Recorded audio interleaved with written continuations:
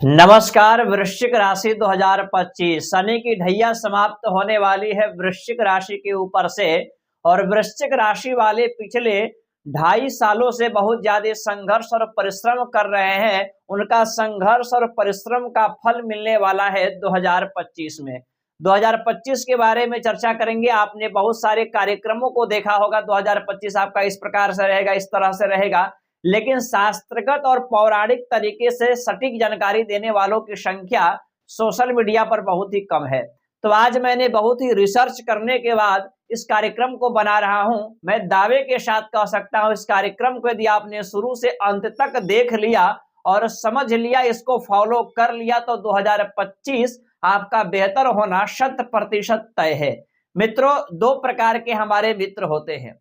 एक मित्र तो ऐसे होते हैं जो आपसे जुड़ते हैं तो आजीवन आपका साथ निभाते हैं, हर एक स्थिति परिस्थिति में आपका साथ नहीं छोड़ते, आपके समक्ष और आपके साथ तात्पर्य रहते हैं। एक मित्र ऐसे होते हैं, आपके पास आते हैं, घुलते मिलते हैं, खाते पीते हैं, एंजॉय करते हैं, उसके बाद चले जाते, वो कॉल तक नहीं करते। अब आपसे पूछा जाए दोनों में से कौन सा मित्र आपको पसंद है, तो आपका उत्तर निकल करके आएगा पहला नंबर वाला, जो आपका साथ ना छोड़े। उसी प्रकार से हमारे ग्रह है, पूरे 9 ग्रह होते हैं सूर्य से लेकर के केतु पर्यंत, लेकिन साथ न छोड़ने वाले ग्रहों की संख्या 2025 में 4 है। और ये चारों के चारों ग्रह 2025 में राशि परिवर्तन करने वाले हैं। 23 के बाद यह 25 बहुत ही महत्वपूर्ण होने वाला है। बहुत ही खास कार्यक्रम है, ध्यान से देखिएगा। यहाँ पर कर्म फलदाता शनिदेव, देव गुरु बृहस्पति और राहु महाराज और यहाँ पर केतु महाराज के बारे में हम चर्चा करने वाले हैं। यही 4 ग्रह ऐसे हैं जो कि आपके जीवन को, आपकी कुंडली को, आपके कार्यशैली को 80% तक होल्ड करते हैं। इन 4 ग्रहों को समझने का प्रयास करिएगा। सबसे पहले हम आपको बताएंगे कर्म फलदाता शनिदेव के बारे में, क्योंकि शनि की ढैया से आप पीड़ित हैं। शनि महाराज आपके चतुर्थ स्थान में विराजमान है और ये तीसरे और चौथे के मालिक होकर के विराजमान है।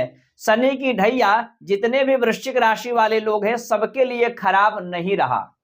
आप बताइए, प्रारंभ के समय में ये कह सकते हैं 17 जनवरी 2023 से लेकर के 23 भले ही आपका संघर्षमय रहे, लेकिन 24 के बाद यानी 24 जो है आपके लिए बेहतर रहा। बेहतर इस प्रकार से रहा कि आपका इंपोर्ट एक्सपोर्ट का व्यापार है, लोहा, कारखाना, गैस, लिक्विड, कोयला इत्यादि से संबंधित कार्य है, तो उसमें आपको अच्छा परिणाम देखने को मिला। और साथ ही साथ जमीन से जुड़ा आपके कार्य फंसे थे तो वो पूर्ण हुआ।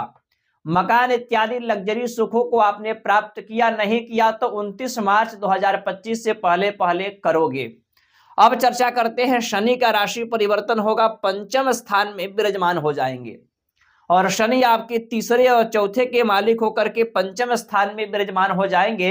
तो माता के स्वास्थ्य बेहतर होगा। जमीन प्रॉपर्टी से संबंधित कोई भी कार्य फंसा हुआ है या जमीनी विवाद चल रहा है, भाई बहन में, रिलेशन में, या कोई पुराना विवाद है, तो मुक्ति मिलेगी। और उसके साथ साथ शनि जब आपके पंचम स्थान में आएंगे तो जमीनी विवाद तो आपके समाप्त होंगे ही होंगे। उसके बाद आपकी शिक्षा बेहतर हो जाएगी। हायर एजुकेशन करना चाहते हैं, किसी विषय पर रिसर्च करना चाहते हैं, या पढ़ाई से जुड़ा कोई भी डिसीजन परिवर्तन लेना चाहते हैं, तो वे स्थिति बहुत ही बेहतर हो जाएगी आपकी।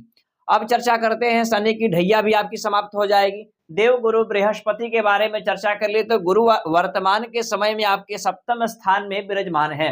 और गुरु आपके सप्तम स्थान में विराजमान है। आपने अनुभव किया होगा कि 2024 के जून के बाद से अभी तक यदि आप कवारे थे तो आपकी शादी विवाह हो गई होगी, या दाम्पत्य जीवन में जो परेशानियां देखी जा रही थी वे दूर हुआ है। और शादी आपकी नहीं हुई है तो यहाँ पर मई 2025 से पहले पहले शादी हो सकता है। व्यवसाय में आपको धन लाभ की स्थिति बना रहे देवगुरु बृहस्पति, पार्टनरशिप में भी व्यापार का आप आरंभ कर सकते हैं। लेकिन यही गुरु आपके अष्टम स्थान में आ जाएंगे। अष्टम स्थान में आएंगे गुरु और पंचम में शनि, तो जैसे मैंने प्रारंभ में ही बताया कि शिक्षा बहुत ही बेहतर होने वाली है। शनि पंचम स्थान में कर्म फलदाता, मेहनत करेंगे, और गुरु आपके अष्टम स्थान में आपसे रिसर्च कराएंगे, बड़े बड़े विषय पर आप शोध कर सकते हैं, शिक्षा आपकी बहुत बेहतर हो जाएगी।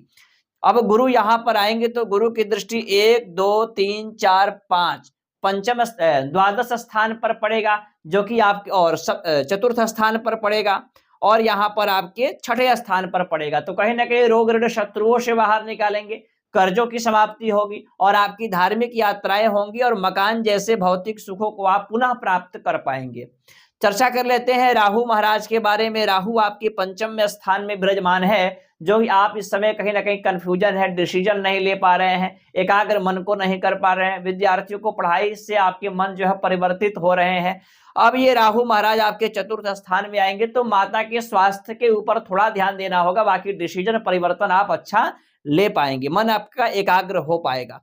केतु महाराज आपके दशम स्थान में आ जाएंगे।